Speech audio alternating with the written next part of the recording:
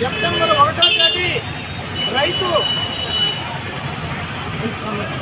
రైతు సంఘం డిమాండ్ పరిధిలో ఈరోజు రాయచోటి అన్నమయ్య జిల్లా రాయచోటిలో జెండా ఆవిష్కరణ చేయడం జరుగుతుంది.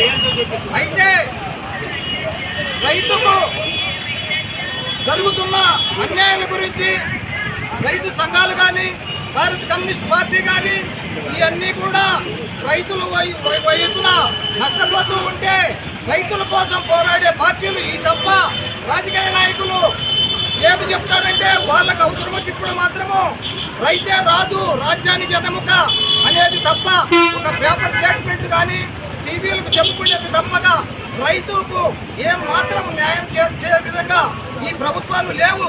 అధికారులు వైపున నాయకులు వైపున వాళ్ళ అవసరాలు రైతులతో నిత్యం 24 గంటలు అగసాటుపడి నెయ్యనక పగులనక బామనక వాననక కష్టపడి వాళ్ళు పండించే మనం తింటున్నామే. మనం అధికారులు కావచ్చు నాయకులు కావచ్చు అనుకునే పాపం లేదు. మేము ఒకటే డిమాండ్ చేస్తున్నాం రైతు సంఘంగా.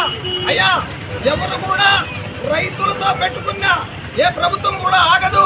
కేంద్ర ప్రభుత్వం కానీ రాష్ట్ర ప్రభుత్వం కానీ ఇప్పటికైనా గుర్తు తెచ్చుకొని రైతులపైన దయాదాచర్యాలు వచ్చి ఈ ఆత్మహత్యలను కాపాడకపోతే మేము రైతు సంఘంగా కమ్యూనిస్ట్ పార్టీ ఏకమై రైతులకు న్యాయం జరిగేంత వరకు వాళ్ళ ఎన్నటి నుండి మేము రైతులకు పోరాటం చేస్తామని ఈ సమాముఖంగా తెలియజేస్తున్నాం.